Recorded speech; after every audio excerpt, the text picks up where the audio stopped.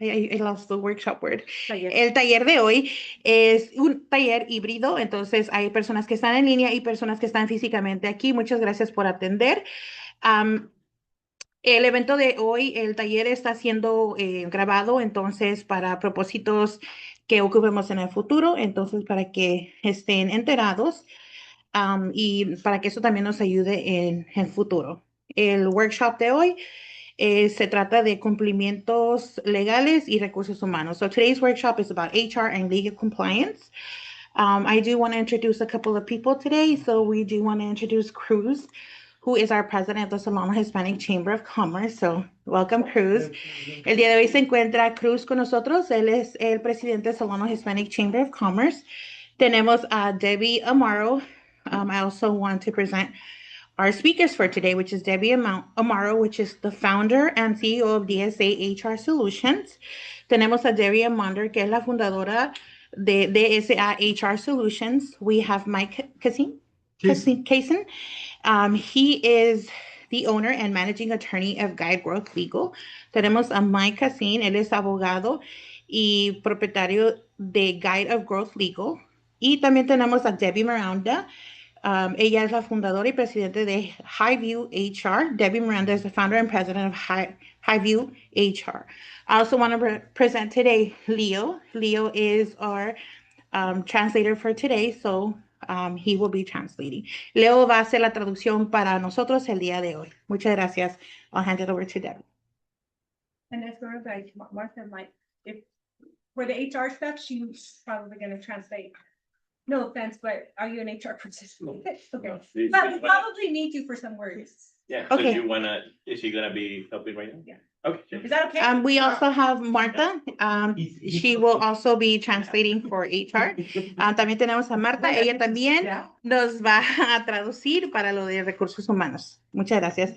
I will hand it over to Debbie. Pasamos con Debbie. Ella va a continuar.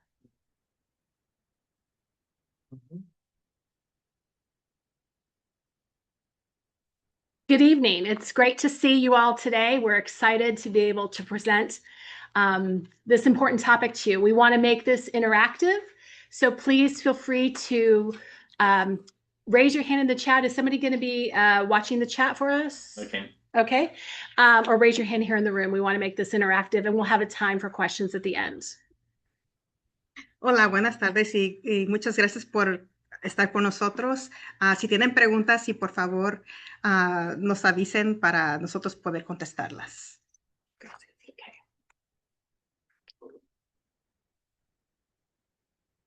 Okay, it's not moving. Let's see. Space Spacebar, yeah. The space bar's not working, so I have to do the arrow. The arrow. Nope. Just the space. There Oh, we go. there we go. Okay, so what we'll talk about today, we'll talk about which employment laws apply based on the size of your business. We'll talk about common employment law and HR mistakes that can create risk and how to protect your business name, brand, and intellectual property. And most importantly, giving you some practical HR and legal strategies that you can take away from here to reduce your exposure. Hoy vamos a platicar de las leyes basadas al que es el tamaño de su compañía y las leyes comunes y de recursos humanos, o sea, errores que hay en recursos humanos y cómo proteger el nombre de su compañía y la propiedad y prácticas, tragedias de recursos humanos y leyes. Okay, so as you can see on this chart, as you grow your business, more employment laws apply. And I think it's very, very important to look at the specifics of your business. And it's important to know these laws personally and to also talk with your counsel or any HR people you're working with to really understand these laws because they vary. And California has a version of a law. that the federal has. So it's very, very important to understand the specifics of these laws. Para poder crecer su compañía hay ciertas leyes que uno tiene que saber.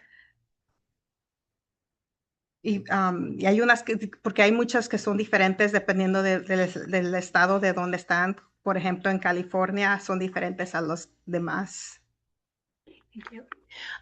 One thing I wanted to point out in particular, so once you get to have 5 employees, California Family Rights Act applies. And what that means is you are obligated to give 12 weeks off in a 12-month period for somebody that is out sick due to their own health condition or their health condition of a family member.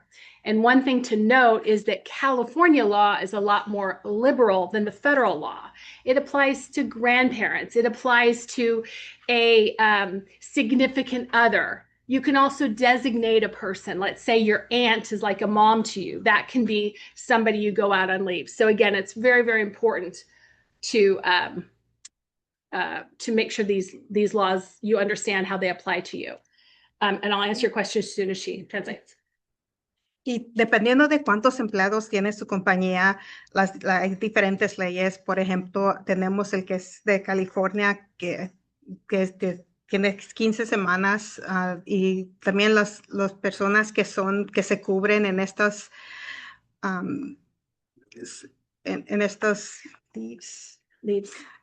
En estas salidas pueden ser abuelos, hijos, tiene diferente dependiendo de cuál es la situación. Thank you. Mike had a question. Does the CFRA apply to W-2s and 1099s and part-time and full-time employees? Okay. Y está preguntando que si el CFRA aplica a los empleados que tienen un W-2 o es del 1099. Okay. So CFRA is what we call it, applies to employees that have been employed for employees only, not 1099, that have been employed for 1 year, worked 1,250 hours within the last 12 months. Y el CFRA, eso aplica para empleados que han estado en la compañía por 12 meses o 1,250 horas para poder para poder elegir. With that, just wanted to confirm the week period, you said 12-week up or? You have to be employed for wait, I'm sorry, let's do that question first. I just wanted to clarify the amount of time off Okay, and the time frame. okay, okay. Okay. 12, I'll say She can. 12 weeks, Spanish. 12 weeks off within a 12-month period. So 12-week off in a 12-month period. Okay, could you? Esto es para 12 semanas para empleados que han estado por 12 meses.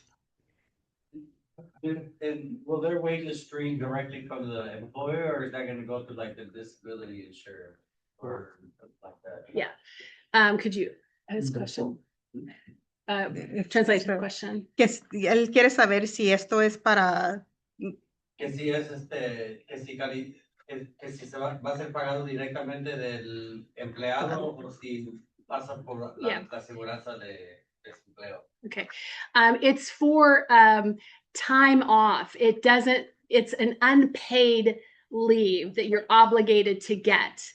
If an employee, you can have short-term disability pay through California. You can also have private short-term disability pay that will coordinate with that. So we're just obligated to allow them the time, but we don't have to pay them. Correct. You need to retain their benefits. Their benefits are protected, but you need to give them the time off. So you would even continue paying for like their retirement plan and insurance? Yes, everything. But let's say they have an employee deduction of $200 a month. They would still have to pay that. So, Que con este programa, esto no es pagado, pero sí protege al empleado para su trabajo, pero también el empleado es responsable para pagar lo que él debe, por ejemplo, sus beneficios, y la compañía sí lo protege para todo esto, pero como dije, esto no se paga. are there any other questions before we go on? So it's important to look at the number of employees you have to make sure that the right laws apply to you. Es importante saber cuántos empleados tienen para así saber cuáles leyes aplican para su compañía. Now, Debbie is going to talk about fundamental employment laws that hits at just one employee. She's going to talk more in depth on some of the things you're required to do, regardless of how many employees you have. Y Debbie va a hablar acerca de cuáles son las leyes, y esto incluye no es necesario saber de cuántos empleados tienen. Ready.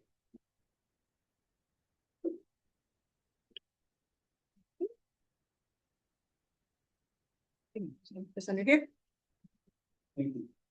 All right. Hello, everyone. I was asking Debbie if this was like 5:30 regular time or Mexican time. So obviously it's Mexican time, right? Because we didn't start on time. So I always tell her when we have a meeting, okay, it's 5 o'clock and not Mexican time, okay? So it's our inside joke. But anyways, thank you for having us. So we're gonna be going through a lot of this information. What was that? We're gonna go through this there's a lot of information. We don't have a lot of time, so we're gonna give you high level, and then if you have any other questions or want additional information after, please don't hesitate to reach out. But one of the things, so as you're setting up your business, you want to have a compliance checklist, and of course, payroll. You have to have payroll. If you have employees, you have payroll. You want to make sure you're meeting the minimum wage. And California has their minimum wage, but there's a lot of cities that have their own minimum wage, like Berkeley and Oakland. Mountain View is almost at $20. So you have to make sure you keep an eye on that. The other thing with minimum wage is if it goes up and you have salaried employees, you want to make sure to check them to make sure they're still eligible for exempt status. Y para poder para poder seguir las leyes, tiene que seguir, por ejemplo, para payroll, tiene que saber cuánto es el pago mínimo, y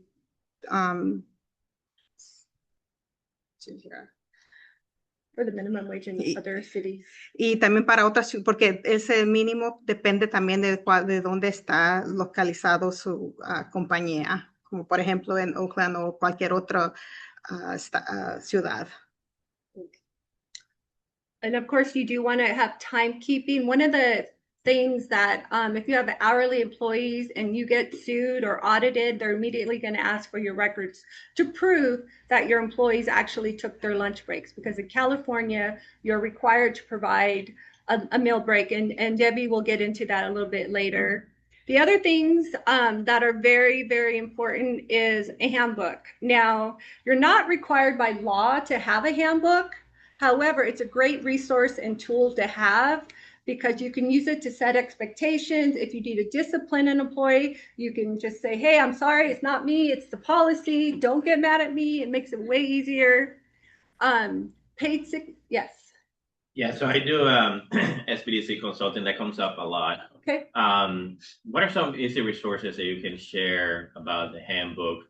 En español, brevemente. Estaba preguntando que cuáles son algunos recursos que nos puede compartir para lo de handbook, que sea fácil para un empleador. So when you say resources, well, I don't really understand. Templates. Okay. Yeah, so we actually build handbooks for our clients. So for a lot of people, but I think Cal Chamber has some, if somebody wanted to join just like an online and do it yourself type of thing. California Employee Association, I think. No, I think it's calchamber.com. Cal Chamber, there's some other private things out there, but you want to be careful because some of those templates, you want to make sure that they're customized to your location. So I would always have an HR person or an attorney look at it. Can you answer what she just said? Que sí hay ejemplos en el Cal Chamber, pero tiene que tener cuidado y para saber de dónde está localizado, porque las leyes sí son diferentes en cada ciudad. And the next thing is paid sick leave. In California, you have to give paid sick leave to anybody on payroll, whether they're full-time or part-time, and you must give at least 1 hour of PTO or sick leave for every 30 hours work. And you have to make sure that's on their paycheck stub so that they know at all times what their balance is. That's super important. También hay una póliza de que en el estado de California tiene que pagarle a los empleados tiempo de enfermedad y es 1 hora Over everything. de cada 30 horas que trabaja. Can that be lumped into PTO? Or does it have to be separate sick leave and PTO? It can be lumped together, but you have to be able to somehow document how much of that has been used for sick time, because you only have to give them, if they're full-time, assuming 5 days of sick time, and then after that, you can start disciplining them. Because in California, if they have the balance, you can't discipline them if they use their sick time. But if they don't have any more, then you can discipline them. Y la pregunta fue que si pueden incluir el tiempo de enfermedad con PTO, con tiempo de fuera, y la respuesta es de que sí lo pueden incluir, pero tienen que saber cómo documentar de que cuántas horas sí son para tiempo de enfermedad. And then the injury and illness prevention plan, a lot of people think this safety is only about safety for construction and warehouse, but actually applies to any business in California that has 1 employee.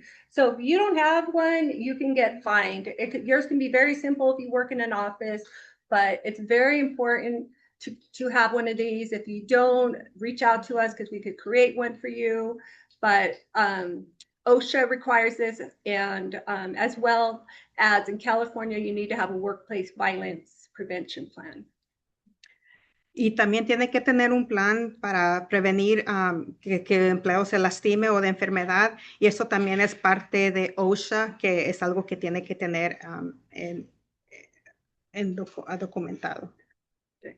And then on the personnel files, you need to have at least 2 files for each employee. One is going to be their personnel, their hiring paper, any reviews, any disciplinary notes. The second one's going to be confidential, doctor's notes, anything like that, because that's something that you want to make sure the manager never sees. They don't need to see that. So that's super important. Y para los empleados es importante tener 2 diferentes files para ellos. Uno sería como, por ejemplo, su tiempo trabajado, y el otro es uno confidencial, que es uno que los managers de los empleados no deben de ver porque es confidencial. And then, of course, you need to have, before you even start your business, your workers' comp in place, all your labor posters, new hire reporting. A lot of times your payroll company will take care of that for you. I-9s, you need to have those done. You're not required when you fill them out to verify if the documentation is legit, but you do have to fill out the form. I mean, I've run into a lot of companies that don't even have I-9s at all. And then a new thing effective this year, January 1st, is Cal Savers. So if you have 1 employee and you do not offer any sort of retirement like a 401k or IRA, you have to enroll in this program. And if you're not, you will get fined, because they're starting to audit companies. You know, California wants to make their money, so they're going to start looking for people. Y hay otras cosas que el gobierno sí necesita, por ejemplo, el workers' compensation, eso sí lo tiene que tener, y también posters donde dicen cuáles son las leyes para ese estado. Y ahí también él tiene que completar el I-9, que es una forma donde es para identificar a la persona. Y algo que ya es nuevo es el de Cal Savers. What about? That's great. So the other, yes. I have a question. You mentioned that a lot of people don't have the I-9 forms. Is there like a penalty or any risk of not having that paperwork? Yeah, so it's $900 per missing item, and that's per missing. That's if you actually have a 99 and there's things missing on the format. So if you actually don't have them and you get audited, then you would get a penalty, but they would negotiate with you based on, did you have just like, I just didn't know, or you literally just disregarded. Y que sí es importante tener el I-9 y si algo está, si falta, es $900. Per thing missing on the Por cada cosa que no está completa en la forma le cobran $900 por cada cosa. Good question. The other thing you want to have is a solid offer letter. There are still companies out there that do everything verbally and with the handshake, and then the employees are like, I was promised this, and I was told I was going to get a raise in this, and I'm going to get a bonus, and it's not in writing anywhere. So always have an offer letter that's clearly, explains the expectations. Job description. I see so many companies that don't have job descriptions, and it's like that should be one of the first things you show them. They need to know what the job entails, what the expectations are. And then even our clients that do have job descriptions, tell me if I need to stop. They don't put the essential duties or the physical requirements, and that becomes very helpful when you're dealing with workers' comp or ADA accommodations. Y es importante tener las cartas de offer letters donde la compañía le ofrece el trabajo a la persona y también descripción del trabajo de su posición, y eso es importante porque tiene que incluir qué es lo que el empleado, Essential duties. cuáles son sus responsabilidades. They had a question. Do you provide those services Yes. in both languages? Yes.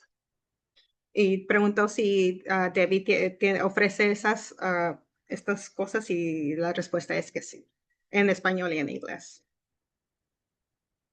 The other thing is good is to make sure you train your supervisors, because what we're seeing right now is an epidemic of really, really good employees getting promoted to managers, but they've never managed and they don't get the tools they need to manage people. And managing people versus building something is a totally different skill set. So it's really important, if you're going to promote someone, put them in some sort of training so they know how to have difficult conversations. They know what not to say. And we do also offer a HR 101 boot camp for managers, so they know enough to triage before they can get to HR, but they know what not to say. And that's usually what gets companies in trouble. They get them in trouble without even realizing it's just innocent. I didn't know I couldn't say that or do that. So it's important for you to know your obligations. You want to document consistently. You don't want to discipline one person one way and then the same one that just did the same thing another way. Again, train your managers and ask questions. Don't wait and hope that it goes away. If you think something's up, try to deal with it right away, because if you don't, usually it just piles up. Es importante entrenar a sus supervisores en caso de que, y que hay muchas clases también que ofrecemos para que puedan entrenar a los supervisores.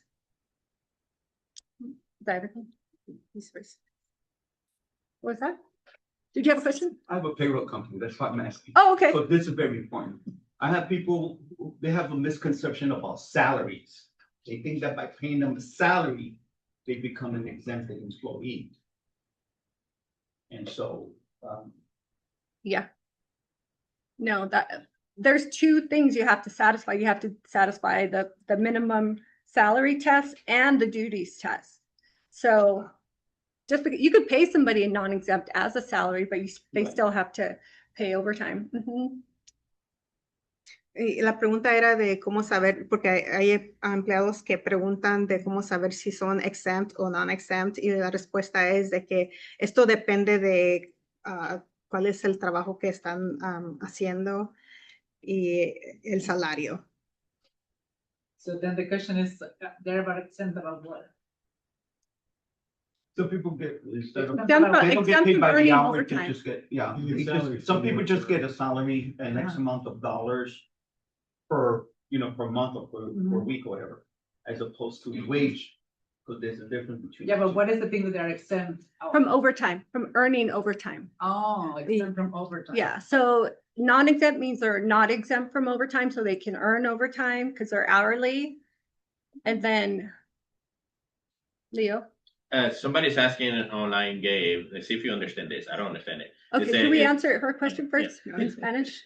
Or do you want to say it? Say that you speak Spanish? So, la pregunta que hice fue, ¿qué es de lo que son exentos? Básicamente la pregunta era que, bueno, la respuesta más bien fue que si eran empleados de tiempo completo, que se les paga un salario, entonces muchas personas pensaban que si estaban exentos de tiempo extra. Overtime. Del tiempo que... Overtime. ¿El overtime cómo es? El tiempo She's extra. the HR. ¿Tiempo extra? El tiempo extra.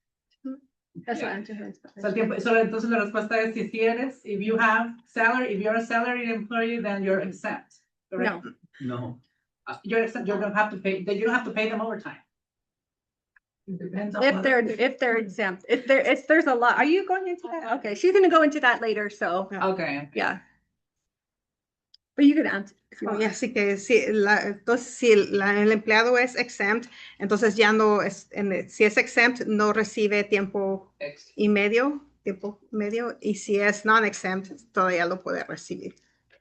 Does this apply to independent contractors? Yes. No. No, only on people on payroll. Esto es solo para los empleados que están en el payroll.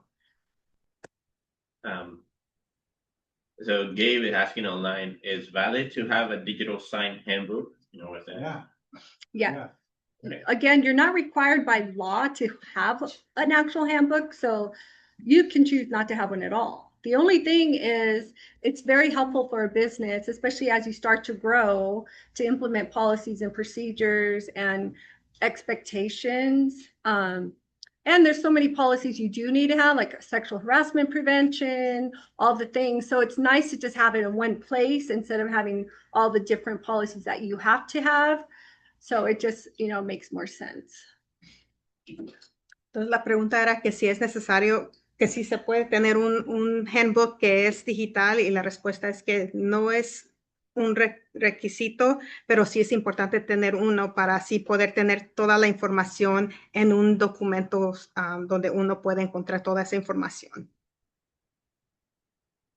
Okay, and now I would like to introduce Mike Hasten. Come up for.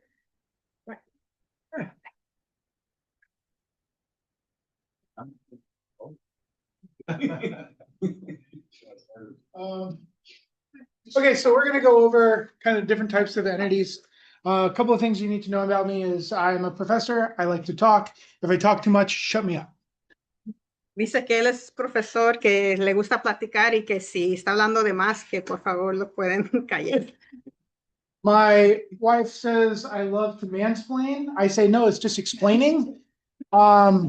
But I'm gonna do my best. Before I go into what we're actually gonna talk about at length, I kind of wanted to go back a couple of slides and show you something.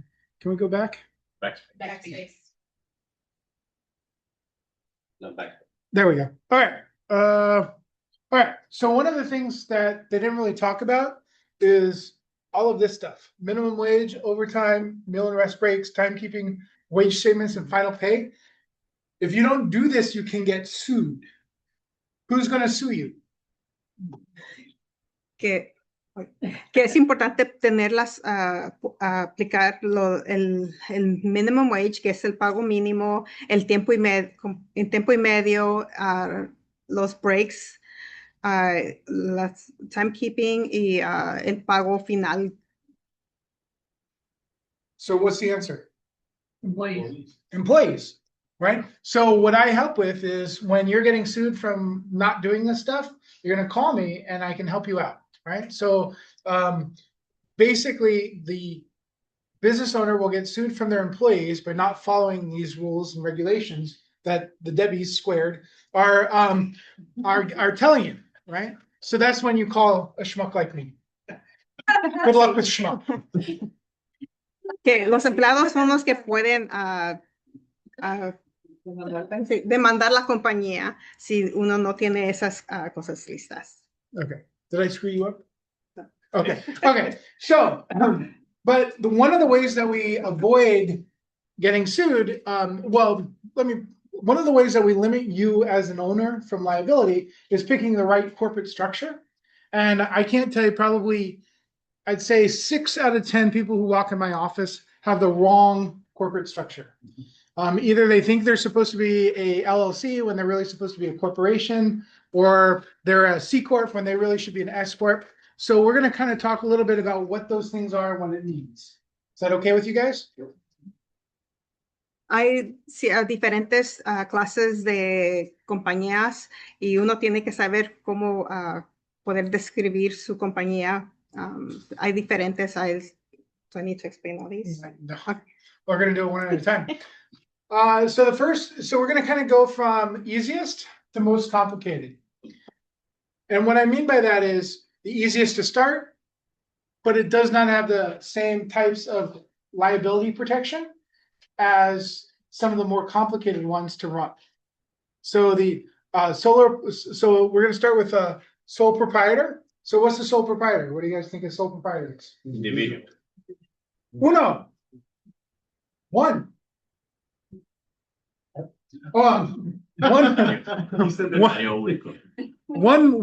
person doing business. What kind of businesses? What kind of businesses can be a sole proprietor? Anything. Plumber. What else? Go, keep coming. Lawyer. Yeah, they would be an idiot if they did it, but yeah, sure. Real estate agent, sure. Good attorney. They would be a terrible attorney. I would not hire them. But go ahead. What else? Come on, call it out. Anything. Give me the sole proprietor. The key is all you're doing is you're hanging up a shingle. You're just doing something. Uber driver, right? Whatever. Uber driver. You're just doing it, and you take on all of the reward, right? Because you're making all of the money, and you're taking all of the risk. So if you have one person, what happens when you have 2 people? What's that called? A partnership. A partnership. Just 2 people? No. How many? 2 or more. 2 or more. So the definition of a partnership is 2 or more people doing business for profit. Propietario único.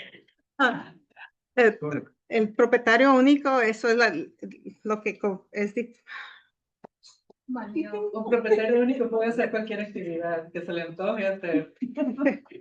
Y el partnership, eso tiene más de una, dos o más. Dos o más.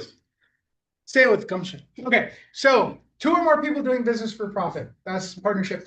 By default in California, if you screw up all the other paperwork, you're a partnership. So it's by default. So I've had clients who, yeah, I think 2 people is good. So we have more. We need more Spanish speakers. Okay. I've actually had clients come into my office, said I have 70% of this. I had 70% of this LLC, and my partner had 30%. We want a corporate divorce, meaning they're breaking up, right? And breaking up is hard to do. So we're doing a corporate divorce, and I want my 70%, and I'm going to buy him out his 30%. And I'm like, you're in trouble. Why are you in trouble? Well, because you never signed any of the paperwork. If it's not signed, guess what you are? You're a partnership. And what is a partnership? That's an equal split. And what's an equal split? That means that if you have 2 people, that's 50%. So instead of owning 70-30, they owned 50-50. No way to fix it. So Mike estaba dando un ejemplo de que un ejemplo de una partnership, ¿verdad? Alguien quería el 70%, otro quería el 30%, pero como no había nada firmado, entonces tenía que ser 50-50%. Así que si no tienes nada firmado, va a ser por igualdad el partnership. Next one is a limited liability company. What do you guys think of? Yes. Before you go to that one, so if let's say you have 3 people, then everybody is going to have 33%. Yes. unless there's an agreement to say something else. Yeah, like it doesn't have. Just wanted to confirm. Yeah. It doesn't So what if you have 10 people? 10%. There you go. Right? So that's by default. So if you don't fill out any paperwork and you have 10 people doing business for profit, you got a 10% owner. Everybody's 10%. Doesn't matter who's doing the work either. Okay, entonces si no tienen ningún papeleo formal, ¿verdad? Todo el mundo, todos los que están en la parte de partnership, recuerden, puede ser 2 o más, van a tener partes iguales en la organización. Sí. Okay. So next one is a limited liability company. Limited liability. So what is limited liability? ¿Qué es compañía de responsabilidad limitada?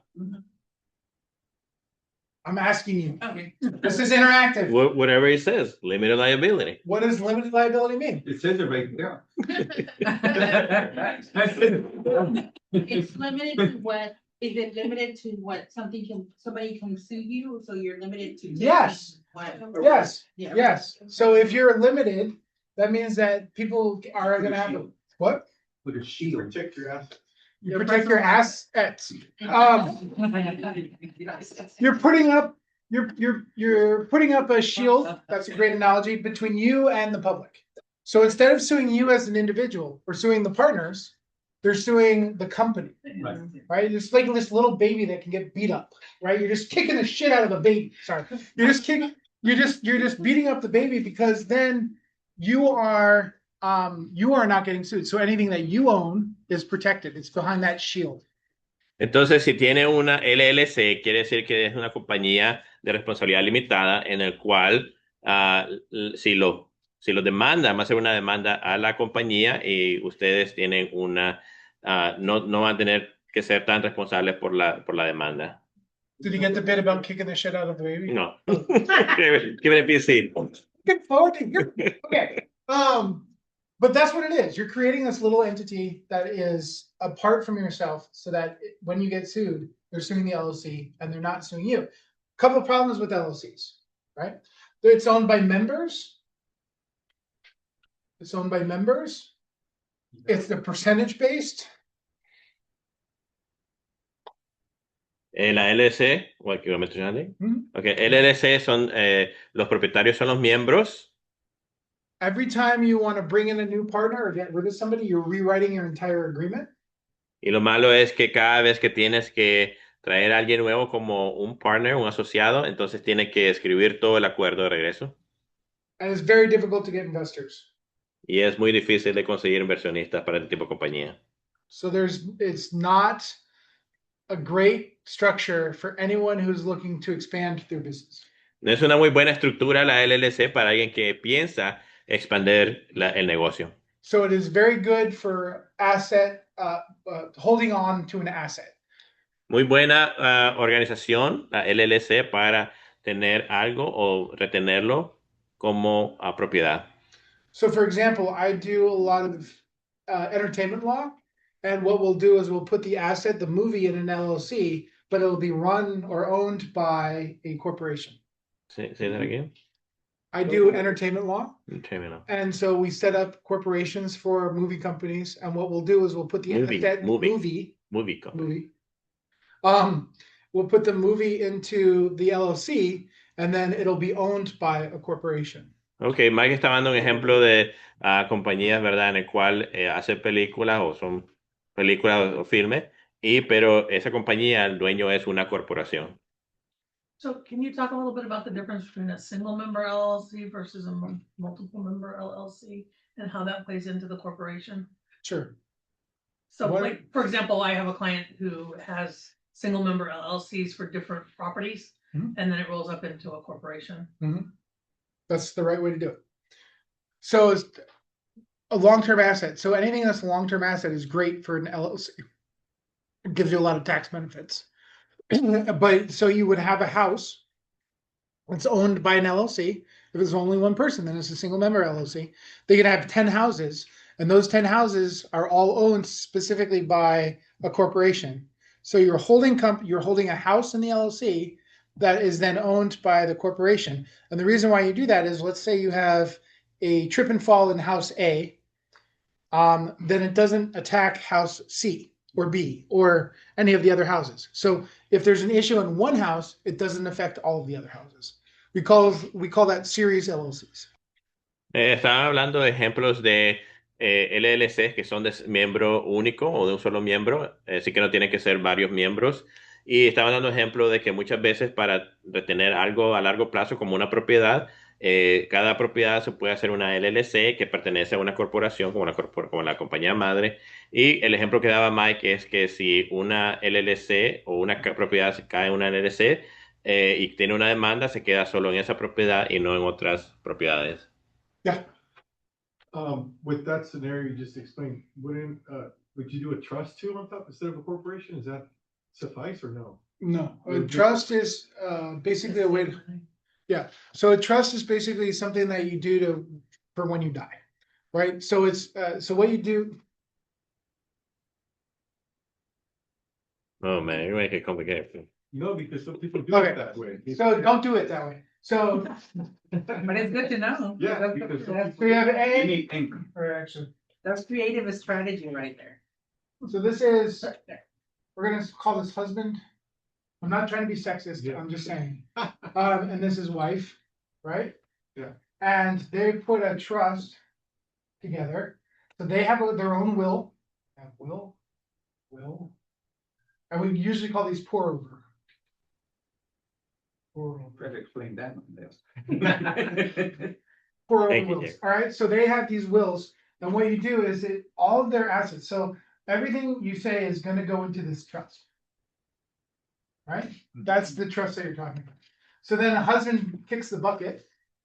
So now wife gets to control the trust. So anything in the trust she gets to control. So now you're saying, all right, well, what's the scenario when you have the 10 different LLCs? Well, let's just say 3 because I don't have enough room. So you have 1, 2, 3 LLCs. Well, when you create this trust, you put the asset from the you put the house into the trust. Right. Right, like that. 1, 2, 3. So that when husband dies, wife gets to control all 3 properties. But it has nothing to do with liability.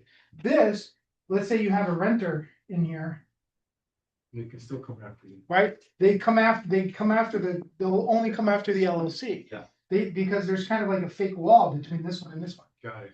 right? So this is to help you with liability. This is to help you when you die to avoid probate. So if you have 10 houses, you don't want to, and each house is $1 million, you don't want to have to pay 30% on that, right? And that's not far-fetched. You guys are doing great, right? You can own multiple properties.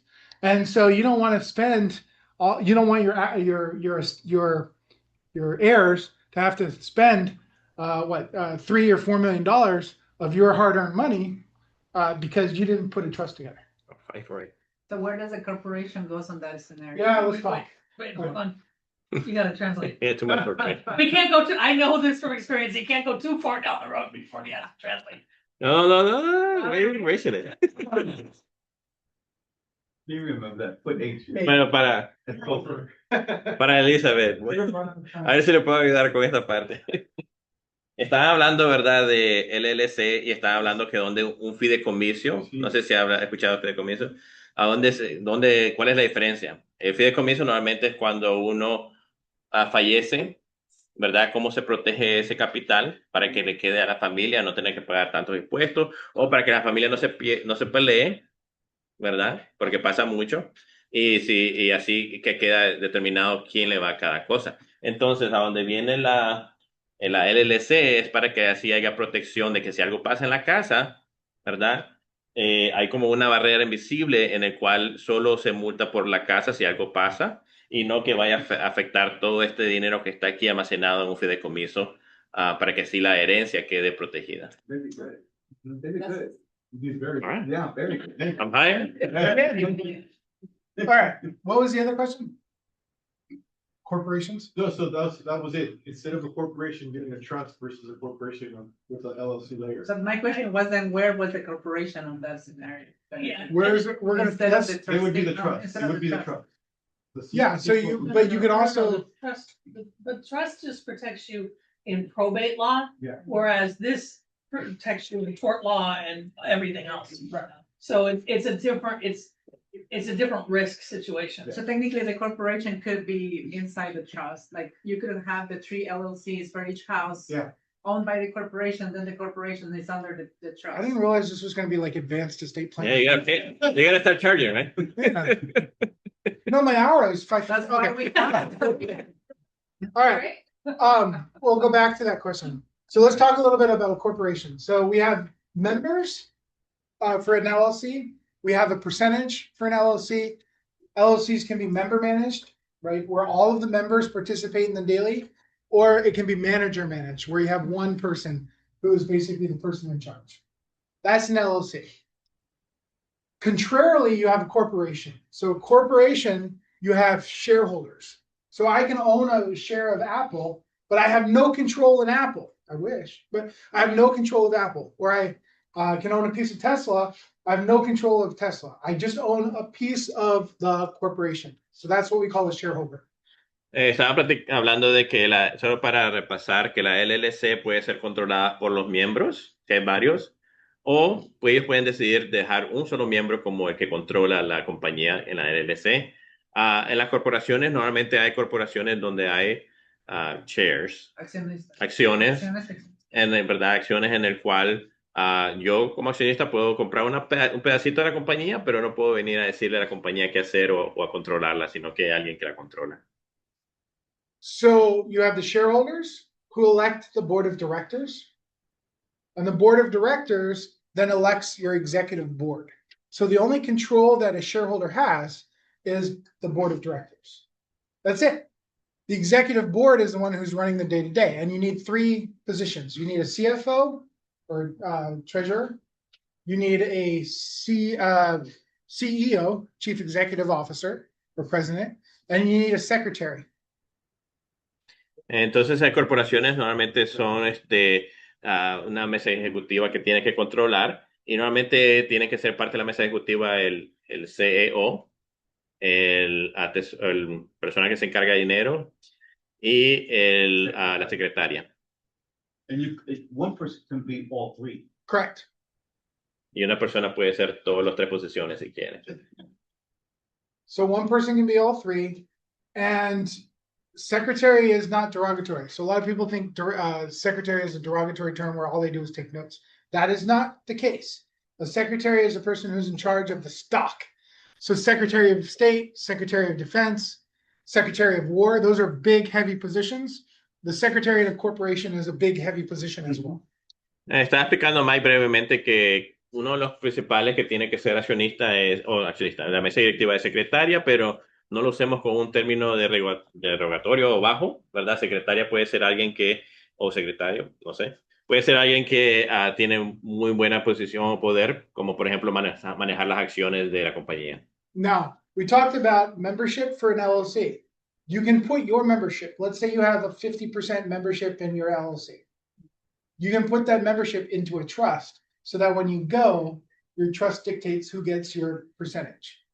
Same is true for shares. You can put your shares of a corporation into a trust so that when you go, whoever you dictate in that trust gets your shares. Estaba explicando más de que también alguien, ¿verdad?, que se quiere invertir puede poner su membresía de la LLC en un fideicomiso para que así se sea protegido para la familia. O si compraste acciones de una compañía, puedes poner también parte de un fideicomiso para que tu familia se quede con esa parte o beneficio. And the same is true for owning other companies. So you can buy a LLC as a corporation, right? Your corporation is just owns the percentage. So if you have an LLC with 50% ownership and 50% ownership, you basically taking your corporation and you're taking over that 50% ownership. That's how you do that. Y también explicaba de que puede ser que no solo tú como individuo puedes ser dueño de una parte de una compañía, sino que puedes formar una compañía que sea parte dueño de otra compañía, como para proteger un poco sus inversiones. Yeah. Something we talked about. Some people like to incorporate outside of California. Don't do it. No, I know. Because Delaware is very popular. But I hear that all the time. Delaware, yeah. Delaware is very fun. Don't do it. Manny estaba preguntando que muchas veces se hacen corporaciones afuera de California y la sugerencia que estaba diciendo Mike es que no se haga eso. Can you elaborate why? I mean, quickly. Because you're paying twice. You're paying once in Delaware or wherever you decide to incorporate, and you're paying again here in California. Plus, you have to register here as a foreign entity. Plus, our guardrails for investor or for owners, founders are better in California than they are in Delaware. Delaware is pro investor. California is pro founder. Entonces, la razón por qué Mike estaba diciendo que no hagan eso de registrar la compañía, corporación aquí en California y afuera, es para que así se ahorren el dinero, brevemente hablando, o para que se ahorren problemas. There are two types of corporations. There's a C Corp and an S Corp. Dos tipos de corporaciones, corporación C o corporación S. The difference is how they're taxed. Y la diferencia es cómo estas compañías pagan sus impuestos. A C Corp is taxed twice, once on the income earned and then on the income that you give to your shareholders. Y las corporaciones reciben, pagan impuestos en dos cosas, ¿verdad? En los dividendos que pagan sus accionistas y en net profit, en las ganancias que hace la compañía. So who wants to get taxed twice? We call that double taxation. Y entonces, pues, la pregunta es, ¿quién quiere pagar dos veces impuestos? So instead, what we do is we have something called an S Corp. And the S Corp, you're only taxed once, only on the money, the dividends. Y otra estrategia es Or, formar la I'm sorry, corporación. it's pass-through. So it's only on the Income. pass-through income, the income that goes directly to the owner. Otra estrategia es la corporación S, ¿verdad? Como aquellos que no quieren pagar dos veces o no necesitan pagar dos veces, en el cual es un paso nada más de que el impuesto se pasa al dueño. Which is the exact same way that an LLC is taxed. Casi como o igual como se Similar. cobra impuesto a una LLC. O similar. It's similar to how an LLC Similar. is taxed. I forget I'm in a room filled with tax people. I'm just one. So the other thing about an S Corp is it gives you the opportunity to sell shares to investors. So you can raise money for your company by selling shares. It's an easy way to get people to invest in you as a founder. La corporación S puede ser una forma de expanderte buscando accionistas, si ese es tu plan, ¿verdad? Que inviertan en tu negocio. Entonces, eso es lo que está hablando él, de poder ir a conseguir inversionistas. Why would anyone choose to be a C Corp Good over question. an S Corp? Yeah, I can answer that. I can answer it too. Good. That's my answer. Where you come from? So C Corp gives you more options in terms of investors, who can actually invest. Because a C Corp, you can have foreign investors.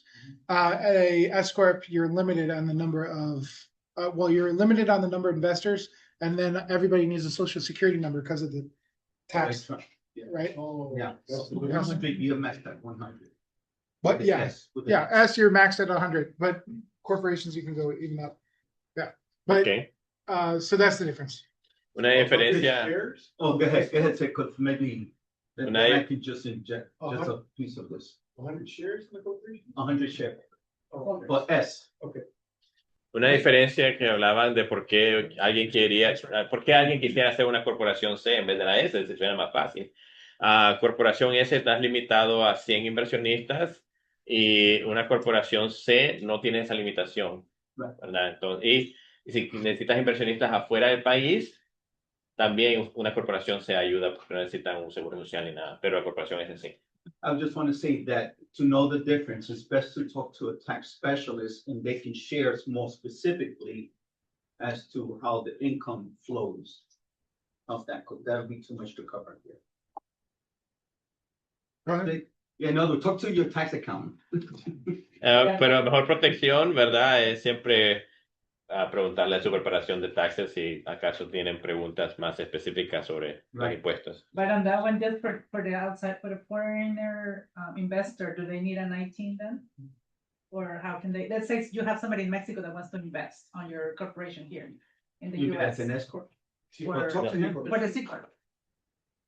For C Corp, you can just use regular ITN number or whatever number you have. You don't. But You if don't they're in, let's say they're in Mexico, they're not here. yeah, I get it with China all the time. So people in China want to invest in a California corporation.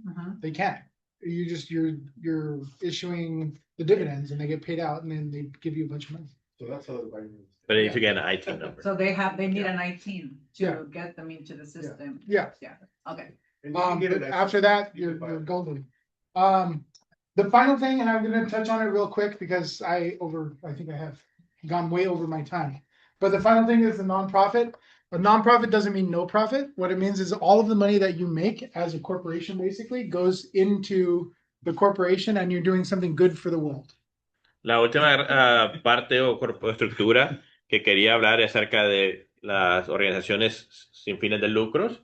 No quiere decir que las organizaciones sin fines de lucro no ganen dinero, porque hay que pagar cosas. Es simplemente que el dinero que se gana se paga para las operaciones, pero también para hacer algún bien común.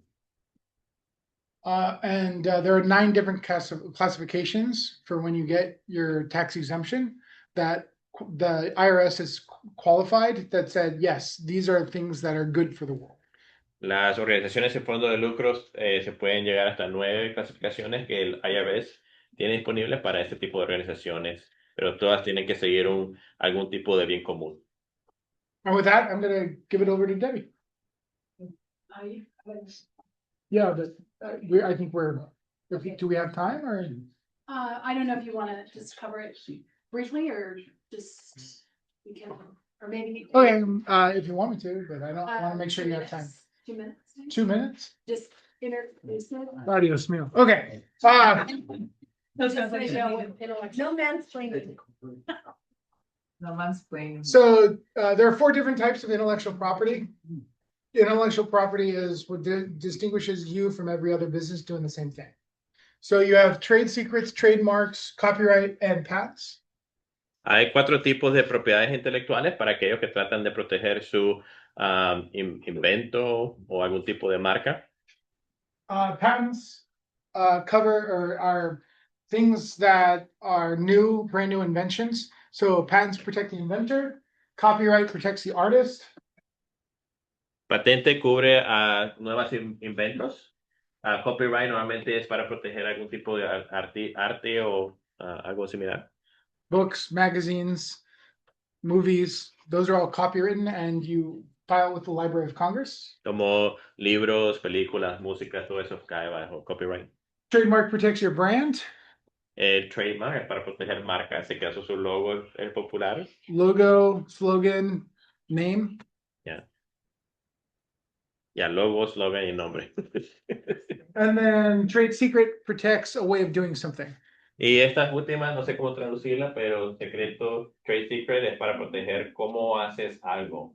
Si, por ejemplo, cómo se manufactura algo, puedes proteger eso para que nadie más pueda hacerlo igual. The recipe for Coca-Cola, recipe for KFC chicken, the way the New York Times bestseller list gets the list, the formula for WD-40, those are all famous trade secrets. Yeah, está explicando algo, ejemplos son como por ejemplo la fórmula Coca-Cola, de KFC, esos son las cosas que se pueden proteger bajo esa. Okay. AI is becoming a big thing over here. I mean, I'm saying because my son just developed a website using AI. Yeah. And I'm freaking out over this. That's a lot of people are. That's a big conversation.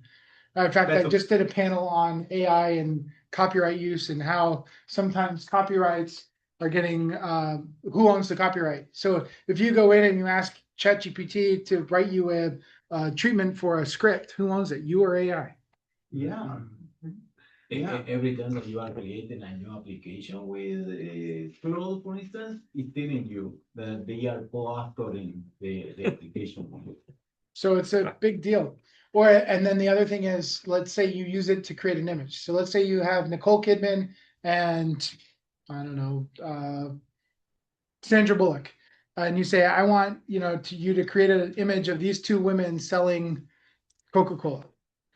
So then Coca-Cola would be on the hook because now Nicole Kidman, and even though you might not recognize them because you meshed them, But then Nicole Kidman can come after you for using her image. So can Sandra Bullock, right? So because you're using their images. So it's really finite and the law has not developed yet. So I'm giving it over to Debbie. You guys, I'll stick around. We can ask. I'm gonna give a test. I'm gonna give a test. Okay. Thanks, everybody. Thank you, Mike. We're going to be talking about two commonly litigated areas of the law. You're responsible for knowing all of it, how it applies to your business. But Debbie and I and Mike in our businesses with our clients, we see time and time again wage and hour litigation and workplace accommodation litigation. So. Y vamos a hablar de dos cosas que son comunes que se han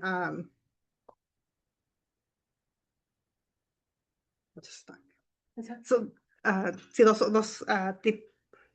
áreas donde normalmente los están demandando. Ajá, dos áreas comunes. Okay, all right. Okay, so minimum wage. We brought this up earlier, and the state minimum wage is $16.90 an hour. That is the minimum wage. There are some cities that are different than that. So if you're in Emeryville, it's $20.34. Berkeley, it's higher. San Francisco, Mountain View. There's a whole list of things. We can talk to you afterwards. LA is higher. So it's important to know that you pay at least the minimum wage for the county where you are located. Also, people have asked if it's going to change for 2027. We don't know yet. We will hear from the legislature probably fourth quarter, whether it's going to change or not. One thing that is extremely, extremely important, and I've seen people get tripped up on this, is when you pay somebody a salary, it has to be minimum of 2 times the minimum wage of California's state minimum wage. And I actually did, taking from Mike's playbook, I used our little whiteboard here. And this is how you figure out what you can pay minimally from a salary standpoint.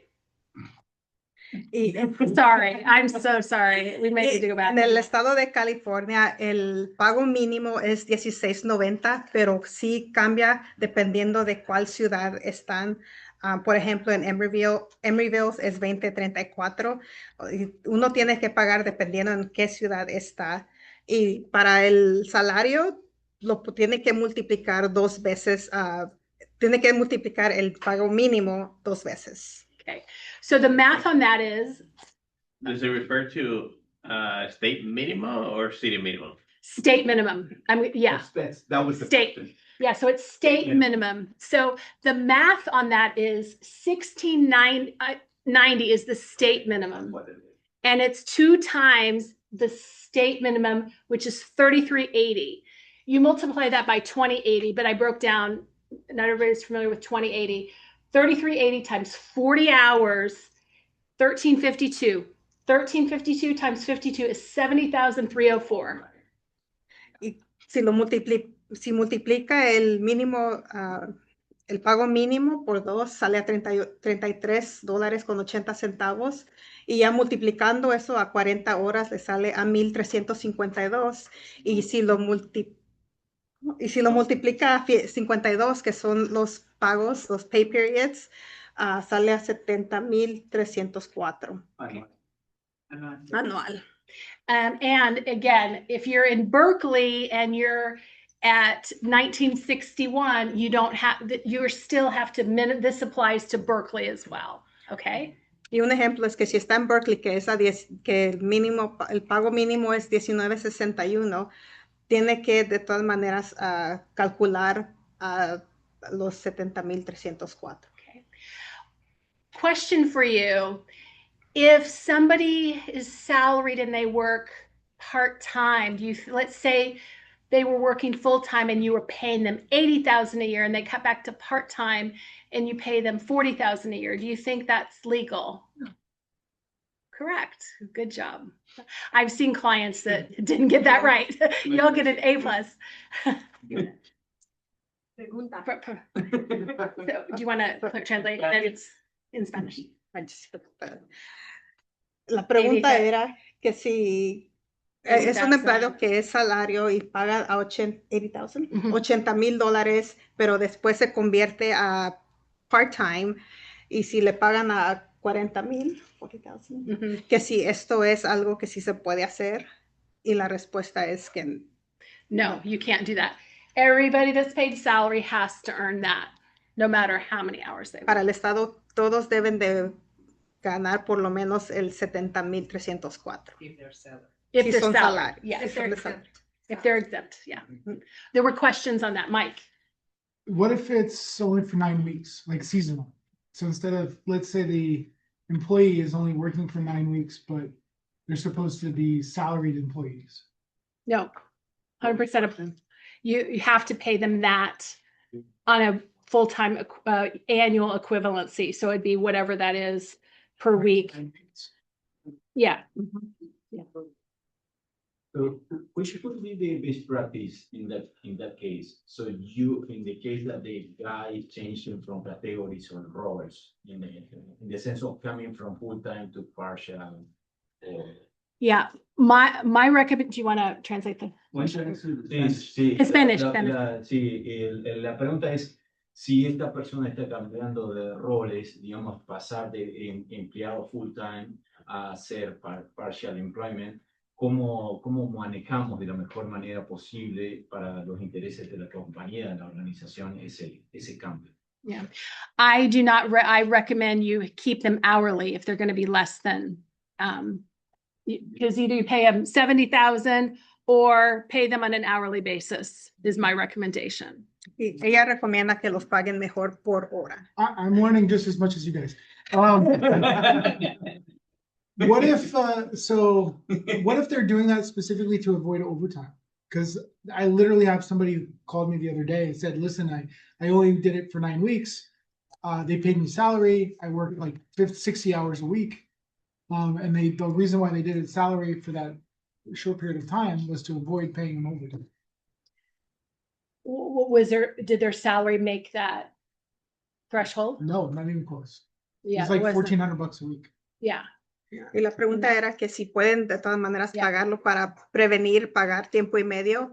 Y la respuesta es que no pueden hacer eso. Yes. So there's just a confirmation so that I have it like super clear. When you're talking about having a full-time employee, right?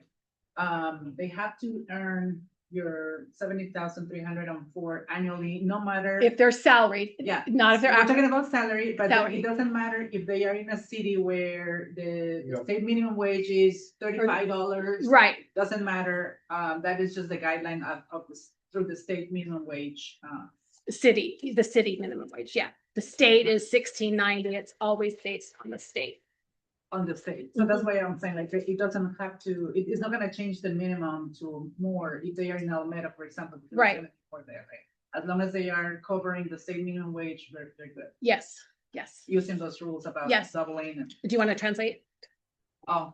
So la pregunta básicamente era nada más para confirmar que si, aunque estén en otra ciudad diferente de California, donde el mínimo sea, por ejemplo, 17 o $20, mientras que se siga la regla de que van a multiplicar el 16.90, que es el salario mínimo del estado, por 2, que nos dio a 33.80 y que lo vamos a multiplicar por las 40 horas, que nos da los 1,352. Eso es la cantidad mínima que se le debe de pagar al empleado. Aunque la persona esté en una ciudad donde el salario mínimo sea mayor, porque ellos están categorizados como un empleado de tiempo completo, que está asalariado. She answered it too. Okay. Good. Oye, Very good. I know we could use your help. So this is just talking about the finance side of salaried employees, but isn't there also, like, you can't have an agricultural worker. Yeah, we'll get to that in a Okay, second.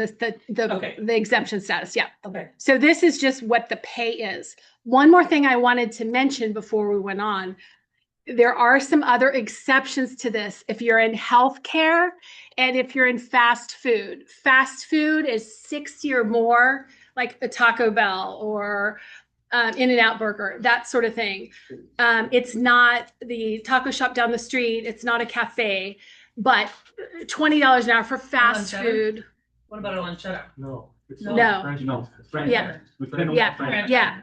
Okay. Franchises that own 60 or more franchises. Okay. Not like if I have one franchise. Yeah, I think it's 60 or more. Again, that's something we need to maybe look into, but just make sure it's, fast food, it's $20 an hour. And then healthcare, and there's a variation in healthcare that is around $25, but there is some variation if you work in a clinic or you work in a hospital. So please, if that applies to you, note that there are some differences there. Are there any questions before we talk about salary, how you can determine? And then could you tell that and we'll see if there's any questions. I'm sorry, I keep reading. Que si hay diferencias dependiendo de de clase de compañía. Por ejemplo, si es en un restaurante, el salario mínimo es $20. Y si es en un hospital, por ejemplo, el salario puede ser hasta $25 for hospital. No, $25 la hora. Okay. All right. All right.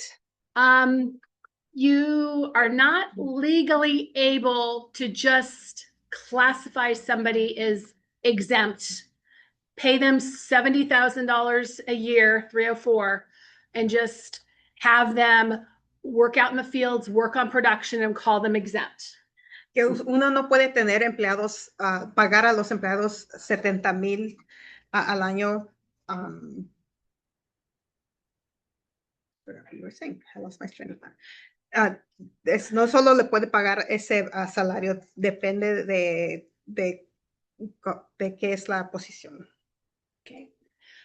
We talked about this salary basis test. They at least have to be making $70,000 a year. If somebody's salaried, and let's say you can't deduct them for a half day off. You can apply their vacation time if they have it, but let's say they're out of vacation time. You can't deduct their salary, okay? Also, you need to go through what's called a duties test. Y para el salario, si es la persona es de salario, si tiene que pagarle el 70,304. Y si la persona no tiene tiempo para vacaciones, de todas maneras sí le tiene que pagar los 70,304. No puede quitarle ese tiempo. Okay. More than half their work, we're on the duties test here, has to be focused in on exempt duties. La mayoría del trabajo tiene que estar en trabajos que son para exempt. Executive, que son ejecutivos. Administrative, and this is, there's different criteria under each of these sections, or professional work. Y también de administración y también de trabajo profesional. They have to have independent judgment and exercise discretion on significant matters. So somebody that is part of a production line or part of the general operations of your business are most often non-exempt, most likely non-exempt. That's going to be a tough one. Yeah. Do I have to jump in? Or Pues traduce a lo normal como. can you want a break? You want- Yeah. That's going to be tough. ¿Quieres que te diga cómo? Oh, sí, por favor. So, básicamente para que pase ese examen, bueno, no solamente el hecho de que les pagues la cantidad de los 70,304, eso ya garantiza, y que los pongas a hacer cualquier cosa, te va a hacer que la persona esté exenta. Ellos tienen que hacer el tipo de actividades, tiene que ser ejecutiva, administrativa o trabajo profesional, y ellos tienen que saber poder tomar decisiones que no le tienen que pedir permiso a nadie, tienen que tener usar su propia discreción y criterio para tomar decisiones y hacer las decisiones que están haciendo, porque si ellos van a estar tomando decisiones nada más sobre lo que tú les digas, eso no califica como un tipo de trabajo que lo vaya a hacer exento. Perfect. Very good. How do you check that using the job description for the person, or how they are going to prove that you are? Yeah. in- Yes, I've y used cómo prueban eso? job descriptions to really identify what that person, their core responsibilities are. Like Debbie talked about in the beginning, it's very, very important to have a job description. Let me give you some examples of exempt statuses. So executive, somebody that's managing 2 or more employees is generally exempt. What you have to be careful of is if you have a supervisor that also works on a production line, more than half their job has to be managing 2 or more people. General guidelines. Sí, esto sí depende de cuál es el trabajo. Por eso es importante tener el job description que describe qué es la posición, qué es lo que uno tiene, describe cuáles son los trabajos de la persona. Professionals are often doctors, lawyers, licensed professionals. Y para los que son de profesional, trabajo profesional, son abogados, doctores Some people with license. y personas que tienen licencias. Yeah. No, you don't want to give the lawyers any more money. Administrative is, again, somebody that is making clear decisions about the business. This isn't your administrative assistant, for example. Alguien que es de administración está haciendo trabajo que solo es para la compañía. Yes. Sometimes an executive assistant in a large company does a lot of sort of, they make decisions all the time on behalf of the CEO. That would likely be exempt. It depends on how much independent judgment. Por ejemplo, hay la posición de administración de ejecutiva. Esa persona normalmente hace trabajo para la compañía directamente, que eso sí es algo que es como exempt. Just example. Que es exento. So then just to clarify, so then admin assistant may be a gray area. Most type of often, position. yeah, most often non-exempt. An administrative assistant, most often non-exempt. And it's important, when in doubt, make them non-exempt. Para administración, asistentes de administración, eso sí depende de su trabajo y del pago, pero es mejor hacerlos non-exempt. Yes. Misclassification can be costly.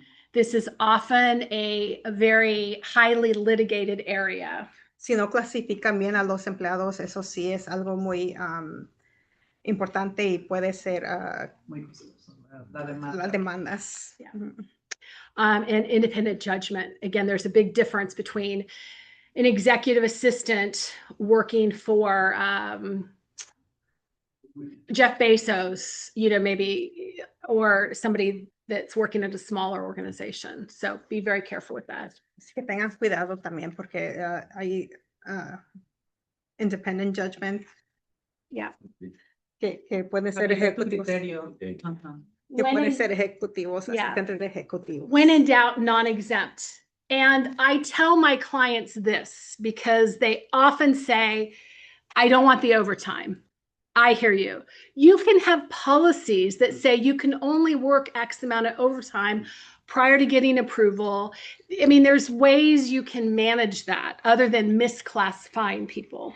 Hay diferentes maneras de prevenir, de pagar a los empleados tiempo y medio, y eso podría ponerlo en escrito diciendo que solo puede pagar trabajar ciertas horas y si trabajan de más, tiene que ser aprobado. Okay. All right. Any questions on that before we move on? Because we're running out of time. Yes, but if something happened where they actually went out anyways and work over that specific time, then the employer could address that situation by discipline or something to make sure that doesn't happen again. Yes, but you always have to pay overtime, even if you suspect it was worked. Like if they worked it, you have to pay it. Even if you suspect they worked it, even if you told them not to, you always have to pay the overtime. But you can discipline them, saying you didn't get it pre-approved. Uno sí puede disciplinar a los empleados si trabajan de más horas, aunque ya le hayan avisado de que no pueden trabajar, pero el empleado sí tiene la responsabilidad de pagarle el tiempo y medio. Okay. Breaks, rest period, another highly litigated area. You're required to give a 30-minute meal break if the workday runs more than 5 hours. Y también es importante tomar los lunches de 30 minutos y también sus breaks, que son de 10 minutos. This is uninterrupted and duty free. It's not, okay, sit at the front desk and eat your lunch and hopefully nobody will come in. It's being away from the workplace. Para el lonche, uno no tiene que estar interrumpido, tiene que tomar sus 30 minutos sin que trabaje. If the workday is no more than 6 hours and not 6:01, 6 hours, no more, you can have them sign a waiver if they want to waive a meal period if between 5 and 6 hours, if they want to, only if they want to. Y si el empleado trabaja 6 horas, no 6 horas y 1 minuto, sino 6 horas, no le puede, si ellos firman una forma que dice que quieren no tomar su lonche, entonces está bien no pagarles, que no tomen ese lonche, pero tienen que firmar esa forma. Okay. Also 10-minute rest breaks. These are paid. Meal breaks are unpaid. For every 4 hours worked, I'll show you a chart in a minute. And then what happens? What's the remedy if you miss a meal period? If it was too busy, somebody didn't get a meal period, what can you do? Better. She's asking you. Oh yeah, what do you do? Tell me what to do. Y los lunches de 30 minutos, esos no son pagados, pero sus 10 minutos de descanso, esos sí se pagan. Y la pregunta es, si uno no toma su lunche, ¿cuáles son las consecuencias? So it's 1 hour, right. 1 hour. And that's for missed meal period, an extra hour for missed break. If it was really a bad day and you missed both breaks, that's 3 hours for each violation. Entonces, si uno no se toma su lonche, lo que tiene la compañía que pagarles es 1 hora completa por no haber tomado su lonche. Okay. Salary and wage? Or just salary and W-2 or salary and W-2? Or is this just W-2?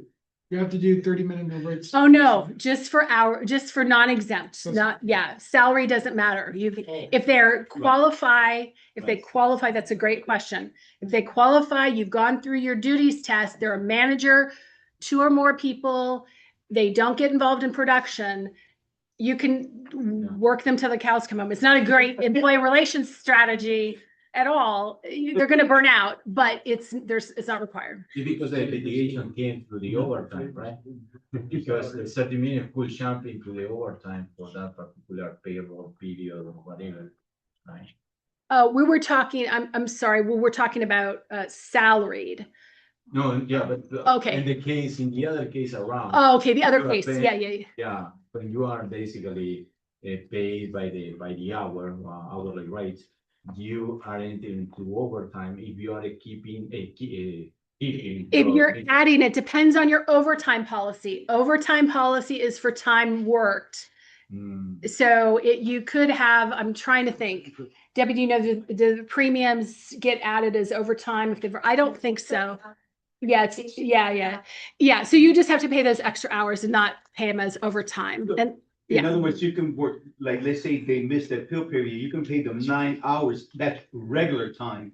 Because the penalty is not on time. Yeah, it's not. Yeah, unless you have a overtime policy that is overly generous. Yeah, you would just pay that as regular time. I want to share what happened to me with Newcomb a while back. Because go back here. Better translate. Oh, sorry. Sorry. Esta regla solo es para empleados que le pagan por la hora, no los que son exempt. Y si en caso de que sí le tengan que pagar la hora por no tomar su lonche, eso no es pagado como tiempo y medio, eso es pagado como tiempo regular. Yeah. So this goes back to what that Debbie said at the beginning about having a really good job description. Because I had a wage employee, a W-2 employee, who was my shop manager, he was our dispatcher. Part of his job description was to get lunches covered, but he wanted to go home early at the end of every day, so he wouldn't cover his own lunch and wouldn't take a lunch so that he got off at 4 instead of going off at 5. Because, and he took me to the labor board, and the administrative law judge literally just pulled time cards. And I said, but it was his job to get the lunch covered. It was his job to take the lunch. I'm not there. He was responsible for that. And because it was in his job description, we won. He got nothing from us. And he thought he was going to come out over 30 grand. And he got nothing because it was in our job description that he had to determine how to get the lunches covered. And 90% of the time cards that the ALJ pulled, he went home early. So their argument was if he could have covered his lunch had he been better at his job. I'll give you a break. Could you translate that, please? I missed that one. Okay. So, pues, básicamente lo que está diciendo es de que para protegerte de los empleados que a veces no toman el lonche para poder después cobrarte extra, lo pongas en la descripción de trabajo, que es tu obligación tomar el lonche en el tiempo que estás trabajando.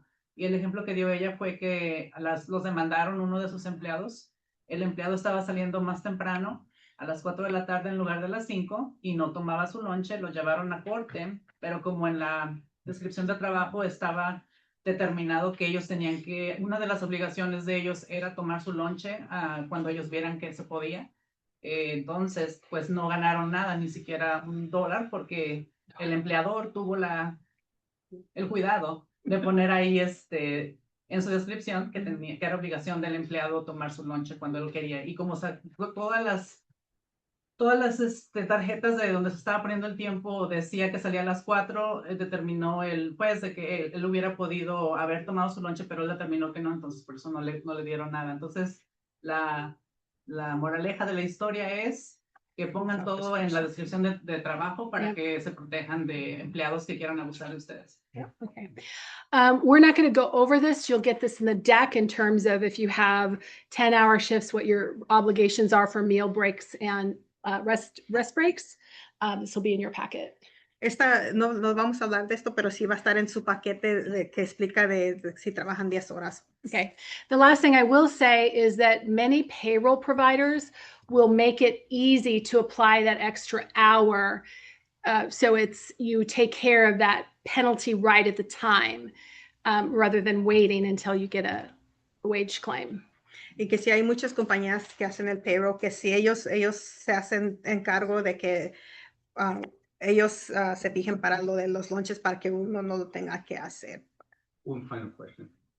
Very important question. Yes. How long should you keep payroll records? Great question. Yes. Y la pregunta es de por cuánto tiempo uno tiene que quedarse con los documentos de su payroll. I advise my clients 4 years, but the statute is 3 years that people can go back. So I think 4 years, because you never know when the cutoffs are. I advise 4 yees. Dice que ella recomienda que uno los tenga por 4 años. Okay. I tell people permanent. That's a long time. That's only because there was a law that was passed. If somebody gets injured, they can actually go back, I think, 10 years or 15 or something like that. For workers' comp, they can. I'm sorry? For workers' comp, if it has anything to do with workers' comp, if they have a That's what it they was. do want to keep them Right. for 10 years. Yeah. But if they don't have any claims or anything, you can stick with the 4 years. Once they're gone, I usually pick the 4 years and get rid of them. Were you talking about current employee? No, well, yeah. But including Okay. past employees, only because I remember. I'm sorry, I thought you were talking about past Years ago. employees. Yeah. Yeah. If somebody got injured in a previous job, let's say 5 or 6 years ago, And it wasn't disclosed at that time. And I remember, one of the laws that we were fighting against. And I think there was a compromise, which that permanent record then became a factor. Yeah. I'm sorry, I misunderstood your question. I thought for when they leave, for employees that are current, I would just keep them while they're with you. Yeah. Yeah, to avoid the workers' comp and things like that. But when they leave, I just do the 4 years. Yeah. Que para empleados que todavía están en la compañía, que es mejor quedarse uno con los documentos, y ya cuando ellos se retiran o se van de la compañía, entonces sí uno lo puede hacer por los 4 años. Okay, great, thanks. Now Debbie is going to take us through another trigger, accommodations. I'm a grandfather now, I don't worry about that. How many laws do we have? That's yours. Okay, we're gonna go through this really quick. There's a lot of stuff here, but wanted to give you just a little bit of information on accommodations. Now, a lot of times people don't do anything because they don't know what to do, but in California, well, actually federal, employees are protected by ADA. So if they're not protected by the CFRA that Debbie talked about, or pregnancy or whatever, almost everybody falls within this right. So some of the triggers are mental illness, mental health. For example, you can have an employee that says, oh, I need extra rest breaks because I have anxiety. A lot of everybody lately, I hear a lot, I need a mental health day. And I'm just like, okay. There's medical conditions where they might need an accommodation, like maybe a stand-up desk because they have problems with their back. Religious observations, they need a day off, or they want to be able to wear a special, outfit depending on their religion. Gender identity needs, sometimes they want to use a certain restroom.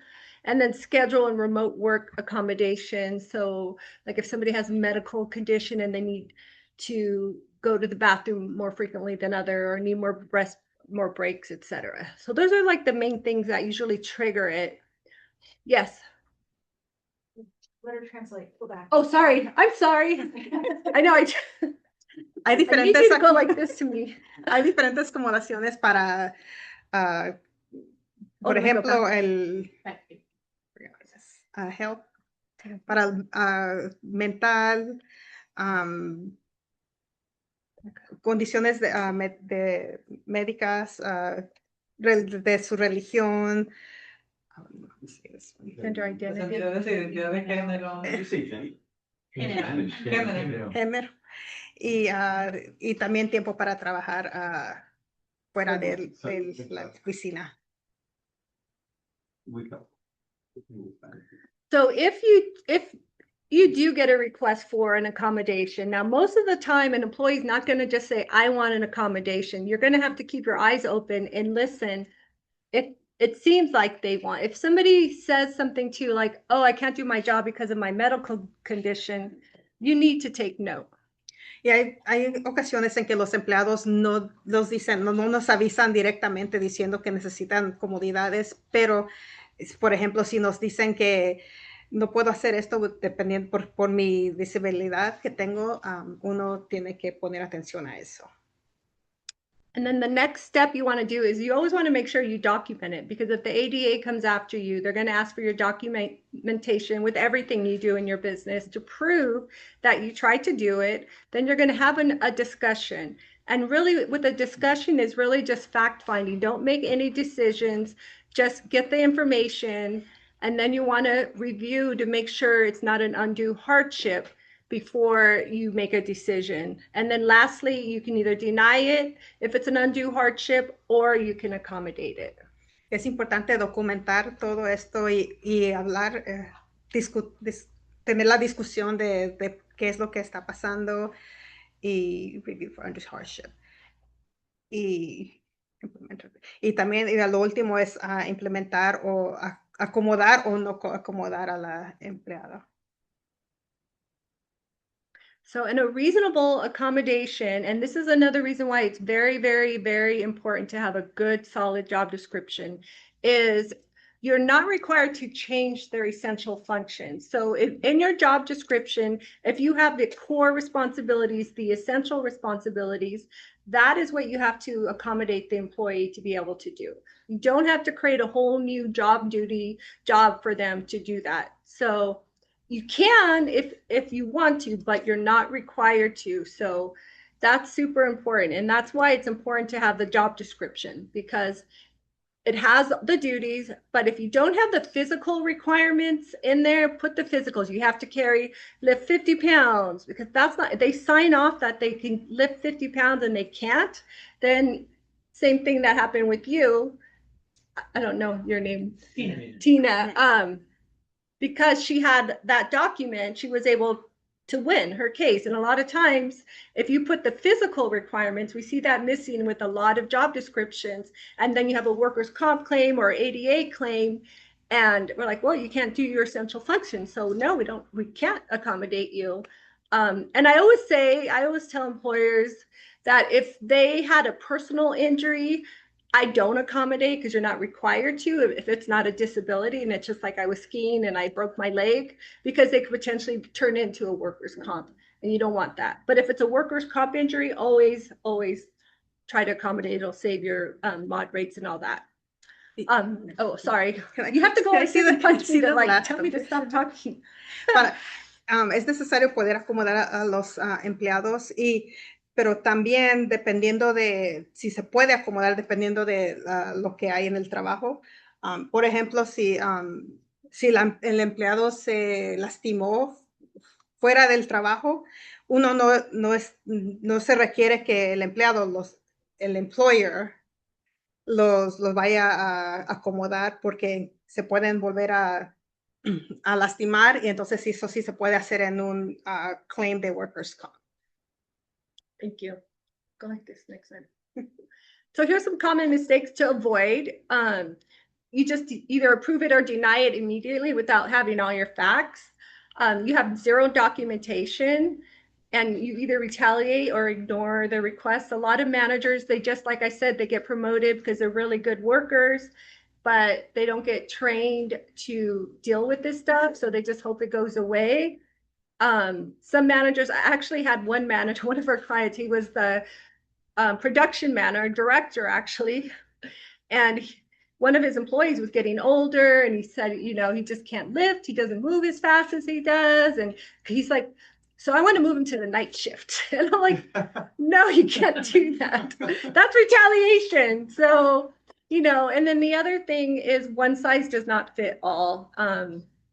Just because two people have the same, like a back pain, they don't necessarily have the same limitations. So, I always say it's like each ADA claim is like fingerprints. No two are the same.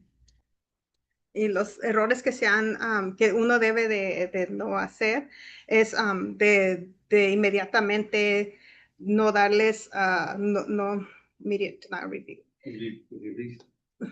De no, De negarlo sin hacer sin haberlo revisado, y de no documentar, y también ignorar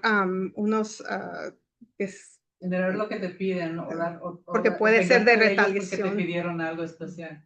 Y el ejemplo que dio Debbie es de que había un manager porque un empleado que era mayor de edad pidió que lo pudieran acomodar porque no se podía mover muy bien. Lo que él quiso hacer es cambiarlo al turno de la noche, y eso no se puede hacer. Is this me? Okay. So now we're going to talk about why employee claims happen. And I think I'm going to do it over here so I can kind of go through this. So the 4 common areas and the 4 documentation. So Tina can tell you how important good documentation is. Will save you. I've been in court at the Department of Labor with clients so many times, and because they've had their documentation like Tina, they've won. I've also had clients come to me that had no documentation because they hadn't hired us yet. And I told them, you know what, you probably should settle because you don't have anything, and I can tell you right now. So you want to make sure you have a good baseline of all that stuff. Inconsistent practices. This is where a lot of retaliation claims come from, where you know, you could have the best intentions, but if you treat one person one way and another person a different way, like we're both have really bad attendance, but Joe Schmo never got written up, and I get written up all the time. So don't do that. Poor communication. Again, this is why it's important to have a handbook, job descriptions, so that everything is clear. I hear so many times employees like, I don't know what my job is. I don't know what I'm supposed to do. You have to tell them. And then waiting too long. This is another issue. You know, a lot of managers hope the problem will go away, but it never goes away. And they'll tell HR, they'll tell other people, oh, he's having performance issues, and he never writes them up. Oh yeah, I'm gonna write them up, but I haven't had time. If you have an employee with performance issues, you have to deal with it right away. Even if you can't write the warning right then, at least have the conversation, get your facts. It's a two-way conversation. I always say give them the benefit of the doubt. But if you do find during your conversation that they did in fact break a policy or violate whatever, then let them know, okay, that's against company policy and we're gonna have to write you up. And when you do that, it makes it a lot easier when you do actually meet with the employee. Oh, sorry, I'm going to... Las áreas comunes de riesgo es no tener documentación, no comunicarse bien con los empleados y esperar muy tarde o esperar esperar mucho para poder hablar de lo que está pasando. Por ejemplo, pensando uno que las cosas se pueden solucionar con el tiempo o solo de no hablar con los empleados. El tiempo lo cura todo. ¿Cómo? El tiempo lo Pensó cura que todo. vamos a hacer. Thanks, cures everything. Pero también no te faltó lo de inconsistent practices, ¿no? De que tienen que tratar a todos igual, porque si no eso Sí. causa riesgo de que te vayan a Ya todos tienen que tratar a todos igual. In regards to the documentation that you need for particular recording, this, I don't know, instance of ADA or disability or whatever. There's a lot of different forms. But yeah, if you need some, you can email us and we can send them to you. Yeah, question? Do you want to just talk about waiting for paying people after they're terminated? I think, is that on there, sir? I think we talked about in the beginning on the final pay. So if you terminate somebody, and you probably know this because you're in payroll, you have to have their final paycheck in hand. So you can't fire them and then say, I'll mail your check. If you're going to fire them, you have to Why say not? that. So, yeah. Si uno termina a un empleado, tiene que pagarle de inmediato en ese mismo día y a tener el cheque listo cuando le van a avisar que ya lo van a... But if they quit. Yeah. Why don't you come over now? So if they quit, you have 72 hours to get their check out to them if they quit on the spot with no notice. But if they give you the 2 weeks notice, you should have their check ready for them on their last day of employment. Si el empleado decide dejar el trabajo inmediato sin dar noticia, entonces uno puede esperar hasta tiene 72 horas para poder pagarle, pero si ellos sí dan tiempo suficiente para avisar al empleado, al employer, entonces es mejor pagarle en su último día.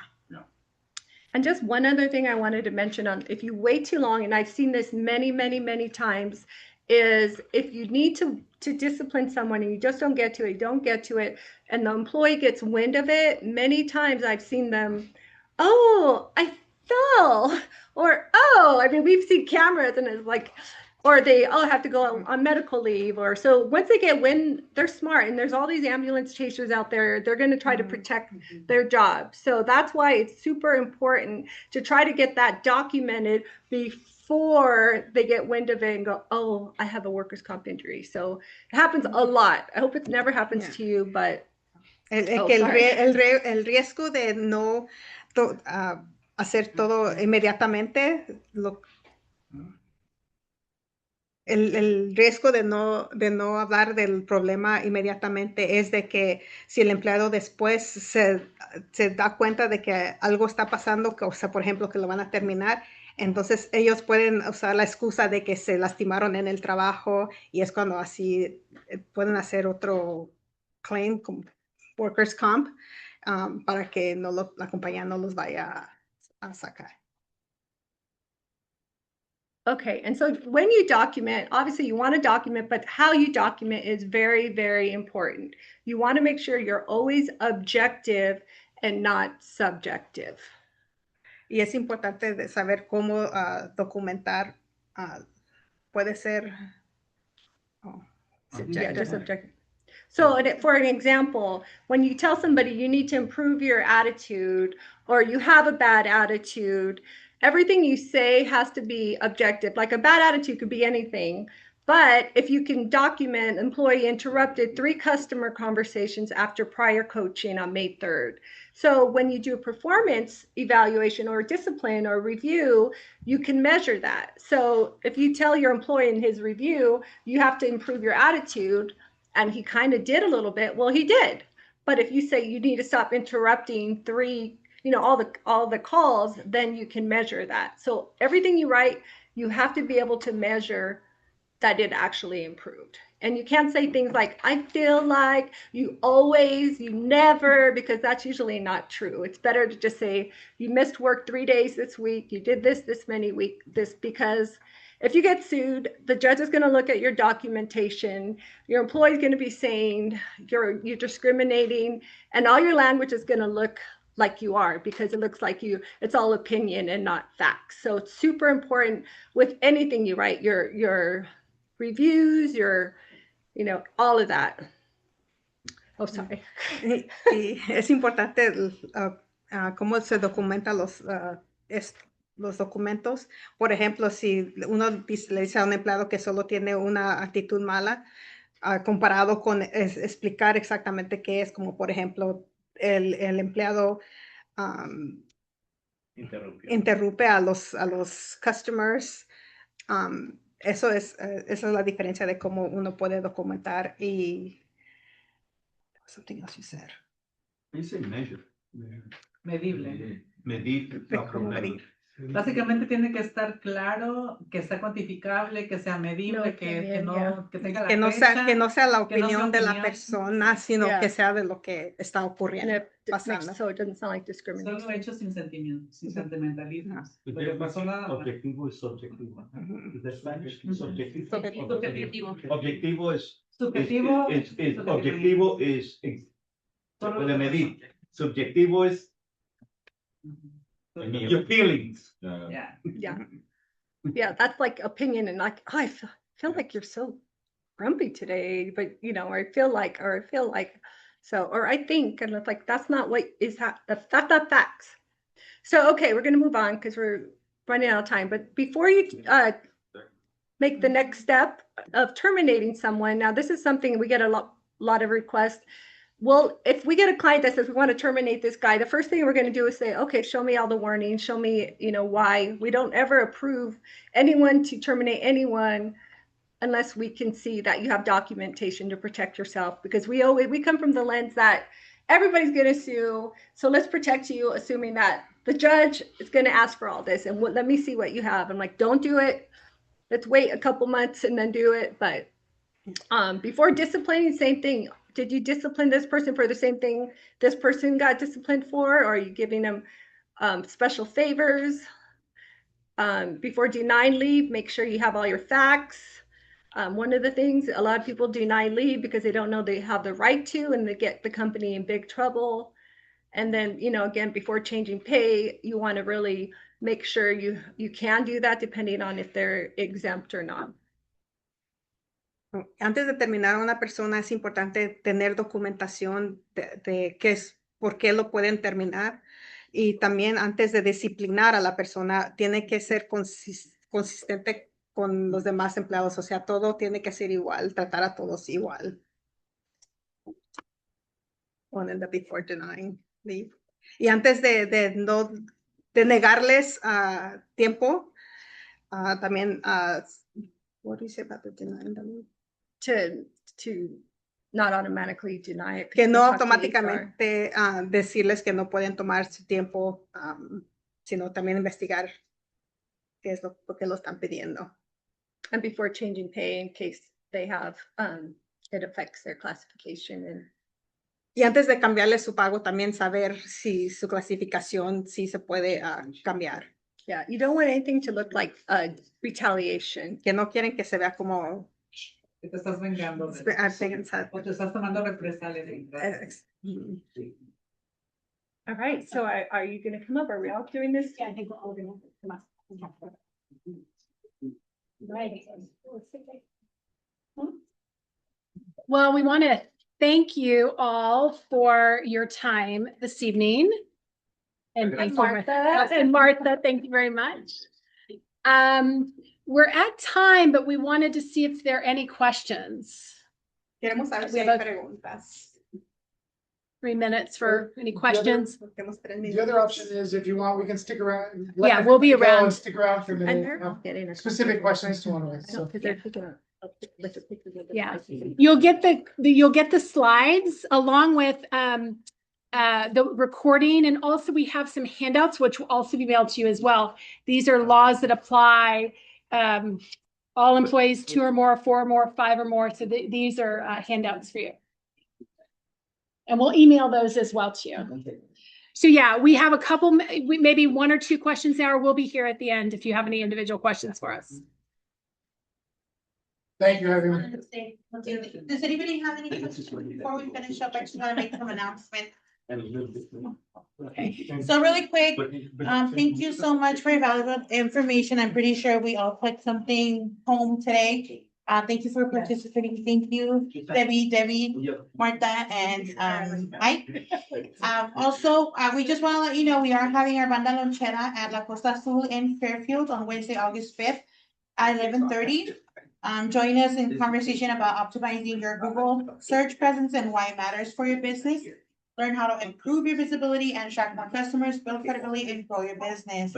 Muchas gracias a todos por los que atendieron el día de hoy. Se les agradece mucho.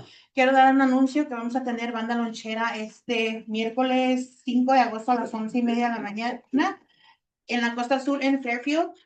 Únete a nosotros mientras conversamos cómo optimizar tu presencia en Google y la importancia para tu negocio de cómo aprender a mejorar tu visibilidad y atraer más clientes. Also, we have another event. Well, actually, the California Chamber of Commerce will be having an annual convention in Oakland from August 19th through the 21st. The workshops at the convention are free to attend. If you would like to attend or would like more information, you can sign up with us. So reach out to us. La Cámara de California va a tener una convención, tiene talleres gratuitos, va a ser de agosto 19 al 21. Si quieren más información, pueden comunicarse con nosotros y nosotros podemos ayudar a registrarlos. Anything else you would like to add? ¿Algo más que quieran? For convention. Yeah, sure. So for convention, it's a great opportunity for you to network in such a close area, nearby area in Oakland. Between 200 to 1,500 people that we're expecting 3 days. And take advantage of that opportunity, the golf tournaments, workshop, matchmaking, if you're looking to meet organizations who can work with. No, not dates. Procurement matchmaking. If you're looking, that type of matchmaking happens later at the bar. Okay? Maybe during the